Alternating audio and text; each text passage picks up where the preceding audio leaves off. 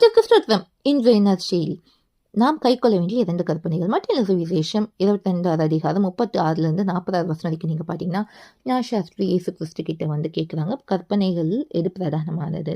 அப்போ இயேசு கிறிஸ்து சொன்ன பதில், உன் தேவனாகிய கர்த்தரில் உன் முழு இதயம், உன் முழு ஆத்மா, உன் முழு மனதோடு அன்பு கூறணும். 2வது, உன்னத்திலே அன்பு கூறுவது பிறத்தில் அன்பு கூறணும். இந்த 2 கற்பனைகளும் நியாயப்பிரமாண முழுமையும் தீர்க்க தரிசனங்களும் அடங்கியிருக்குன்னு சொன்னாங்க. அப்போ இன்னைக்கு இயேசு கிறிஸ்து நமக்கு சொல்கிறது நற்செய்தி தான். இன்னைக்கு இந்த 2 கற்பனையை நம்ம கை கொண்டோம்னா பிதாவானவர் சந்தோஷப்படுவாங்க.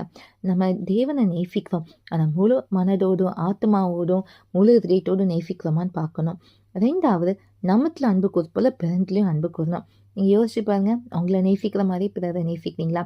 அப்படி நேசிச்சிங்கன்னா நம்மளுக்கு பொறாமை, கசப்பு, வைராகி, கோபம் எதுவுமே இருக்காது. ஏன்னா மற்றவங்க நம்மளை மன்னிக்கணும்னு நினைக்கிறோம்ல, அப்போ நம்மளும் என்ன பண்ணியிருப்போம், மற்றவங்களை மன்னிச்சிருப்போம்ல. அதனால 2 கற்பனைகளை கை கொள்ளுங்க, தேவ திட்டத்தை நிறைவேற்றுங்க. தேவனுக்கு